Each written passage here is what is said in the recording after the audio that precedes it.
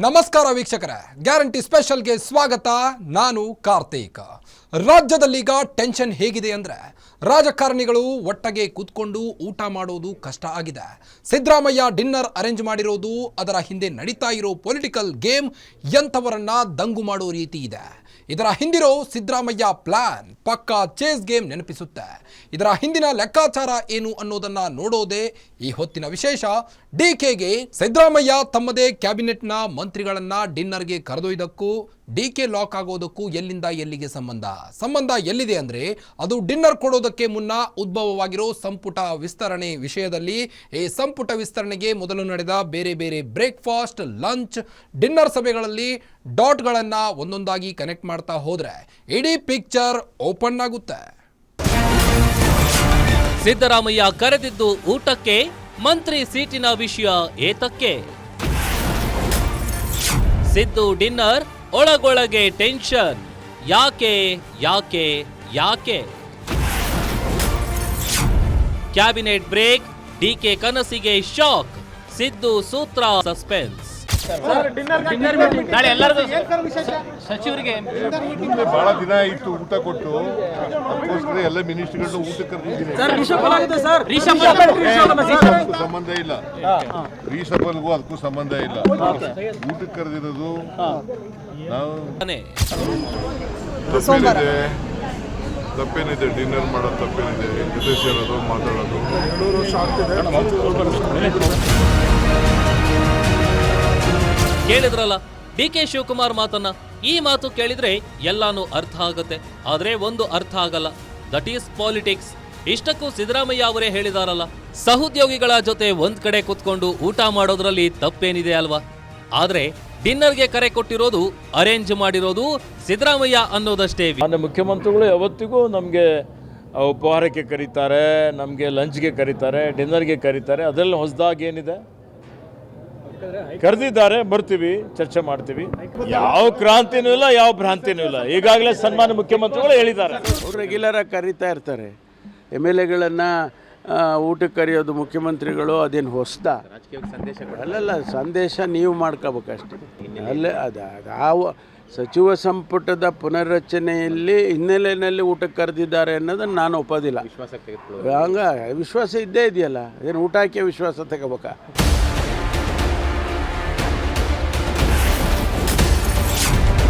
November ಕ್ರಾಂತಿಯೂ ಇಲ್ಲ, ಭ್ರಾಂತಿಯೂ ಇಲ್ಲ. ಇದು ವೀರಶೈವ ಲಿಂಗಾಯತ ಮುಖಂಡ ಈಶ್ವರ್ ಖಂಡ್ರೆ, ದಲಿತ ನಾಯಕ ಪರಮೇಶ್ವರ್ ಹೇಳ್ತಾ ಇರೋ ಮಾತುಗಳು.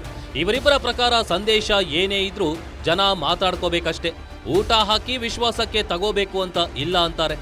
ಇದೇ ಪ್ರಶ್ನೆಯನ್ನ ಮಹದೇವಪ್ಪ ಅವರ ಹತ್ರ ಕೇಳಿದ್ರೆ ಮುಖ್ಯಮಂತ್ರಿಗಳೇ ಉತ್ತರ ಕೊಡಬೇಕು, ನಾನೇನ್ ಹೇಳೋಕಾಗುತ್ತೆ ಅಂತಾರೆ.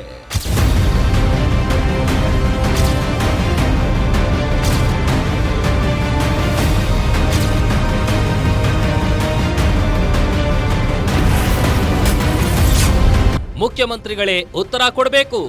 ಸಚಿವ ಸಂಪುಟ ಗೊತ್ತಿಲ್ಲ, ನನಗೆ ಗೊತ್ತಾ? Chief minister is the right person to answer.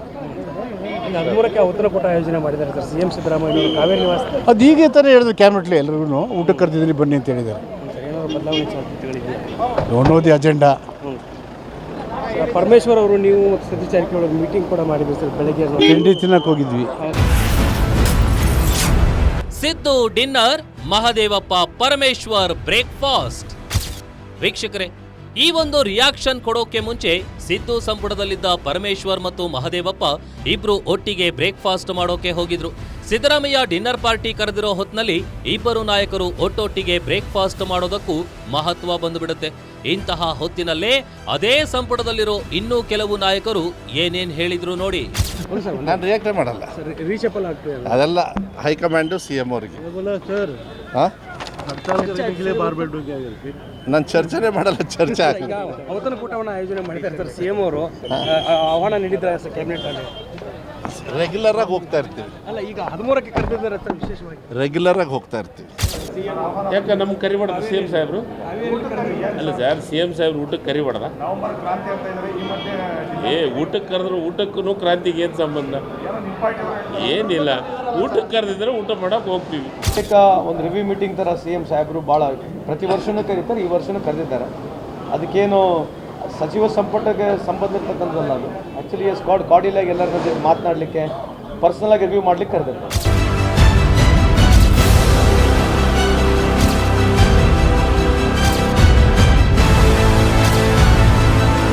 ಹೀಗೆ ಎಲ್ಲಾ ಮಂತ್ರಿಗಳು ಹೇಳೋದು ಒಂದೇ ಮಾತು. ಆದ್ರೆ ಹೀಗಿದ್ದು ಸಂಚಲನ ಸೃಷ್ಟಿಸಿದ ಯಾಕೆ ಸಿಎಂ ಡಿನ್ನರ್ ಪಾರ್ಟಿ? ಅದನ್ನೋಡಕ್ ಹೋದ್ರೆ ಒಂದಿಷ್ಟು ಹಳೆ ಕಥೆಗಳು ಇವೆ, ಹೊಸ ಟ್ವಿಸ್ಟ್ಗಳು ಇವೆ. ಸ್ವಲ್ಪ ಡಿಫರೆಂಟ್ ಆಗಿ ಉತ್ತರ ಕೊಟ್ಟಿರೋದು KH ಮುನಿಯಪ್ಪ. ಈಗ CM ವಿಷಯ ಅಪ್ರಸ್ತುತ, ಅವರು ಮುಖ್ಯಮಂತ್ರಿ ಇದ್ದಾರೆ, ಅವರೇ ಮುಂದುವರಿತಾರೆ. ದಲಿತ CM ಕೇಳಿ ಬಂದಿದ್ದು, ನಿಮ್ಮ ಹೆಸರು ಕೂಡ ಮುನ್ನೆಲೆ ಬಂದಿತ್ತು ಸರ್.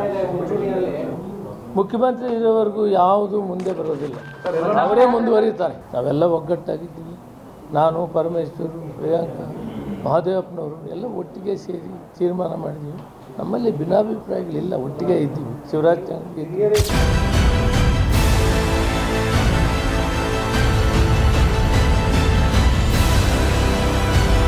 ಹೌದು, ಈ ಕೊನೆಯ ಮಾತೆ ಈಗ ವಿವಾದವನ್ನು, ಚರ್ಚೆಯನ್ನು ಹುಟ್ಟು ಹಾಕಿದೆ. ಆದರೆ ಇದೆಲ್ಲ ಬೆಳವಣಿಗೆಗಳ ಮಧ್ಯೆ ಸಿಎಂ ಆಗುವ DK ಶಿವಕುಮಾರ್ ಅವರ ಹಠಕ್ಕೆ, ಆಸೆಗೆ ಶಾಕ್ ಕೊಡ್ತಿರೋ ಬೆಳವಣಿಗೆಗಳೇ ಬೇರೆ. ಅದು ಹೊರ ನೋಟಕ್ಕೆ ಸರಳವಾಗಿ ಸತೀಶ್ ಜಾರಕಿಹೊಳಿ ಹೈಕಮಾಂಡ್ನವರು ಡೌಟ್ ಕ್ಲಿಯರ್ ಮಾಡಬೇಕು, ಇದರಿಂದಾಗಿ ಸರ್ಕಾರ ಸ್ಲೋ ಆಗ್ತಾ ಇದೆ ಅಂತ ಹೇಳಿದ ಒಂದೇ ದಿನಕ್ಕೆ ಉದ್ಭವವಾಗಿದ್ದು ಈ ಕ್ಯಾಬಿನೆಟ್ ವಿಸ್ತರಣೆ ಮತ್ತು ಡಿನ್ನರ್. ಹೈಕಮಾಂಡ್ನವರು ಗೊಂದಲ ಕ್ಲಿಯರ್ ಮಾಡಬೇಕು. ಸಿಎಂ ಸಿದ್ದರಾಮಯ್ಯ ಅವರೇ 5 ವರ್ಷ ಸಿಎಂ ಅಂತ ಸ್ಪಷ್ಟವಾಗಿ ಹೇಳಬೇಕು ಅಂತ ಸತೀಶ್ ಜಾರಕಿಹೊಳಿ ಹೇಳಿದ್ದು 7ನೇ ತಾರೀಕು. ಇನ್ನು 8ನೇ ತಾರೀಕು ಕ್ಯಾಬಿನೆಟ್ ವಿಸ್ತರಣೆ ಅನ್ನೋ ಗುಮ್ಮ ಬಂತು. ಆ ಕ್ಯಾಬಿನೆಟ್ ವಿಸ್ತರಣೆ ಗುಮ್ಮ ಬಂದ ಮಾರನೇ ದಿನ 9ನೇ ತಾರೀಕು ಸಿದ್ದರಾಮಯ್ಯ ಎಲ್ಲರನ್ನ ಡಿನ್ನರ್ಗೆ ಕರೆದ್ರು. ಇನ್ನು ಡಾಟ್ಸ್ ಕನೆಕ್ಟ್ ಆಯ್ತಾ ಅನ್ನೋ ಪ್ರಶ್ನೆ ಮೂಡಿದೆ. ಕೇಳಿ ಬಂತು.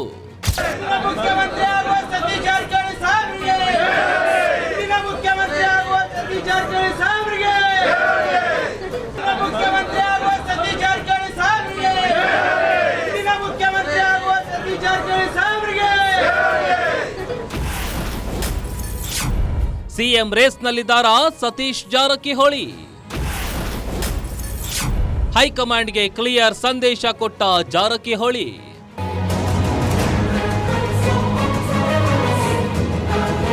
ಸಹಜವಾಗಿಯೇ ಸಂಪುಟ ವಿಸ್ತರಣೆ, ಸಿಎಂ ಬದಲಾವಣೆ, ಸತೀಶ್ ಜಾರಕಿಹೊಳಿ ಸಿಎಂ ಹುದ್ದೆಯ ಆಕಾಂಕ್ಷಿಯೇ ಎಂಬ ಬಗ್ಗೆ ಪ್ರಶ್ನೆ ಎದುರಾಯಿತು. ಅದಕ್ಕೆ ಸತೀಶ್ ಜಾರಕಿಹೊಳಿ ಕೊಟ್ಟ ಉತ್ತರ ಏನು ಗೊತ್ತಾ?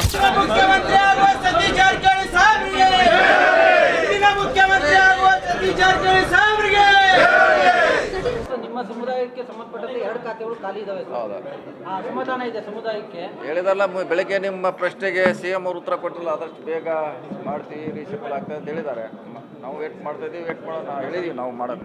ಹೌದು, ಉಗ್ರಪ್ಪ ಅವರು ಹೇಳಿದ್ರು, ನೀವು ಬರ್ದಾದ್ರೆ ನಿಮ್ದೆಲ್ಲ ಏನು ಪರ್ಸೆಂಟ್ ಇದೆ ತೊಗೊಂಡು ಬನ್ನಿ ಅಂತ ಹೇಳಿದ್ದಾರೆ. ಇದನ್ನು ಕೂಡ ನಾವು ಮುಂಚೆ ಕೂಡ ಹೇಳಿದ್ದೀವಿ ಸುಮಾರು ಸಾರಿ. ಸೊ ನೋಡೋಣ, ಅದಿನ್ನೂ ಆಗಬೇಕು, ಬರಬೇಕು, ಬಂದ್ಮ್ಯಾಗ ಅದ್ರ ಬಗ್ಗೆ ಚರ್ಚೆ ಮಾಡೋಣ. ಅದನ್ನು ಹೇಳ್ಬೇಕಲ್ಲ, ಹೈಕಮಾಂಡ್ ಅವ್ರು ಹೇಳಬೇಕು ಇಲ್ಲಿಗೆ ಫುಲ್ ಸ್ಟಾಪ್ ಅಂತ ಹೇಳಿದ್ರೆ ಒಳ್ಳೇದಿಲ್ಲಂದರೆ ಅಭಿವೃದ್ಧಿಕಾರಿಗೆ ಸ್ವಲ್ಪ ಕೆಲಸ ಗೊಂದಲ ಮಾಡಲಿಕ್ಕೆ ಅಧಿಕಾರಿ ವರ್ಗ ಪಕ್ಷದಲ್ಲಿ ಗೊಂದಲ ಆಗ್ತದೆ. ಸೊ ಅದಕ್ಕೊಂದು ಫುಲ್ ಸ್ಟಾಪ್ ಹಾಕಬೇಕು ಬೇಗ ಅಂತ ನಮ್ಮ ಅಭಿಪ್ರಾಯ. ಇನ್ನು ನೀವು ಸಿಎಂ ರೇಸ್ನಲ್ಲಿದ್ದೀರಾ ಎಂದಾಗ ಜನ ಏನೋ ಕೂಗ್ತಾರೆ. ನಾನು ಇಲ್ಲ ಎಂದು ಸ್ಪಷ್ಟವಾಗಿ ಹೇಳಿಬಿಟ್ರು ಸತೀಶ್.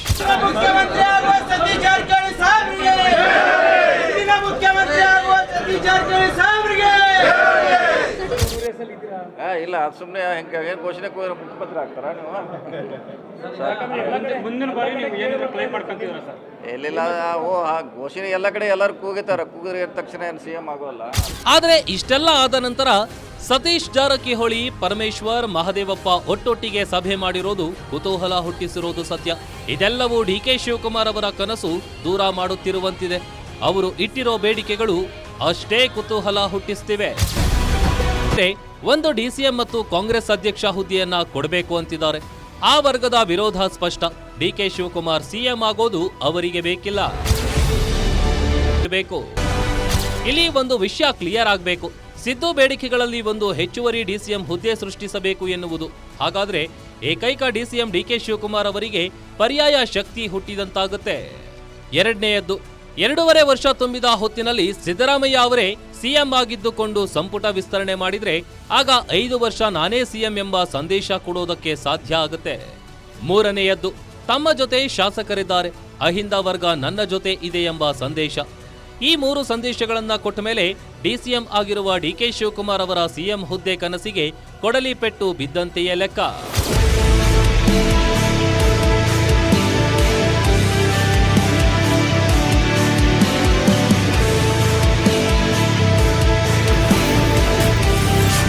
ಇನ್ನು 100 ದಿನ ಮುಗಿದ್ರೆ ಸಿದ್ದು ದಾಖಲೆ ಫಿಕ್ಸ್. ಹೌದು, ಇನ್ನೊಂದು ಸ್ವಲ್ಪ ದಿನ ಕಾದ್ರೆ ಇನ್ನೊಂದು 100 ದಿನ ಪೂರೈಸಿದ್ರೆ ಸಿದ್ದರಾಮಯ್ಯ ಸಿಎಂ ಆಗಿ ದೇವರಾಜ ಅರಸು ದಾಖಲೆ ಮುರಿಯುತ್ತಾರೆ. ಆ 100 ದಿನಕ್ಕಾಗಿ ಸಿದ್ದರಾಮಯ್ಯ ಕಾಯ್ತಿದ್ದಾರಾ? ಅದು ಒಂದು ಪ್ರಶ್ನೆ ಉದ್ಭವವಾಗಿರೋದು ಸತ್ಯ. 1980ನೇ ಇಸವಿ ಜನವರಿ 7ರವರೆಗೆ 648 ದಿನ ಅಧಿಕಾರದಲ್ಲಿದ್ರು. ಎರಡೂ ಅವಧಿ ಸೇರಿ 7 ವರ್ಷ. ದಿನಗಳ ಲೆಕ್ಕದಲ್ಲಿ 2769 ದಿನ ಆಗುತ್ತೆ. ಇನ್ನು ಸಿದ್ದರಾಮಯ್ಯ ಸಿಎಂ ಆಗಿ ಮೊದಲ ಅವಧಿ 1827 ದಿನ ಆಡಳಿತ ಮಾಡಿದ್ದಾರೆ. ಎರಡನೇ ಅವಧಿ 500 ದಿನಗಳ ಗಡುವು ದಾಟಿದೆ. ಇನ್ನು 100 ದಿನ ದಾಟಿದ್ರೆ ಅಂದ್ರೆ ಜನವರಿಯಲ್ಲಿ ದೇವರಾಜ ಅರಸು ಅವರ ದಾಖಲೆಯನ್ನ ಸಿದ್ದರಾಮಯ್ಯ ಹಿಂದಿಕ್ಕಲಿದ್ದಾರೆ. ಆ ದಾಖಲೆಗಾಗಿ ಸಿದ್ದರಾಮಯ್ಯ ಕಾಯ್ತಿದ್ದಾರಾ? ಅದೂ ಒಂದು ಲೆಕ್ಕಾಚಾರ ಇದೆ. ಇದರ ಮಧ್ಯೆ ಡಿಕೆ ಶಿವಕುಮಾರ್ ಸಿಎಂ ಆಗಬೇಕು ಎಂಬ ಕನಸನ್ನ ಮತ್ತೊಮ್ಮೆ ಹೇಳಿಕೊಂಡಿದ್ದಾರೆ ಡಿಕೆ ಬಣದ ಶಾಸಕ ಇಕ್ಬಾಲ್ ಹುಸೇನ್. ನನ್ನ ಹೇಳಿಕೆಗೆ ಈಗಾಗಲೇ AICC ಅವರು ನನ್ನನ್ನು ಮತ್ತೆ ಮೀಡಿಯಾದಲ್ಲಿ ಮಾತಾಡಬಾರ್ದು ಅಂತೇಳಿ ನನಗೆ ಹೇಳಿದ್ದಾರೆ. ಅದಕ್ಕೆ ನಾನು ಅದನ್ನು ಪಾಲನೆ ಮಾಡ್ತೀನಿ. ಹೇಳಿದ್ನಲ್ಲ, ಇವತ್ತಿಗೂ ನಾನು ಅದಕ್ಕೆ ಬದ್ಧವಾಗಿದ್ದೀನಿ. ಹೇಳಿದ್ನಲ್ಲ, ಡಿಕೆ ಶಿವಕುಮಾರ್ ಅವರು ಮುಖ್ಯಮಂತ್ರಿ ಆಗಲೇಬೇಕು ಅಂತೇಳಿ ನಾನು ಹೇಳಿದ್ದೀನಿ. ಅದಕ್ಕೆ ನಾನು ಬದ್ಧವಾಗಿರ್ತೀನಿ.